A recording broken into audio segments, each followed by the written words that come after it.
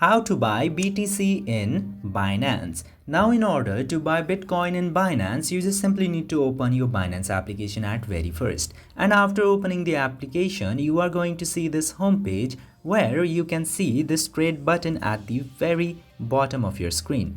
Now just simply tap to the trade button, and after this you will get to see this section where you just simply need to select this buy/sell option.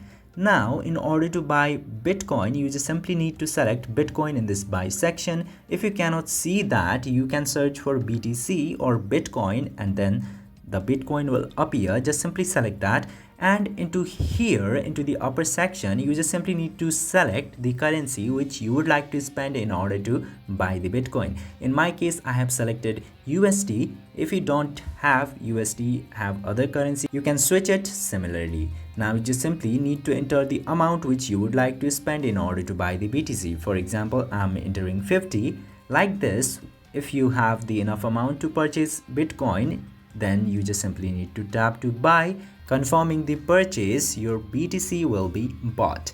Now this is how you buy Bitcoin in Binance. I hope this video have been helpful. If yes, don't forget to hit that subscribe button.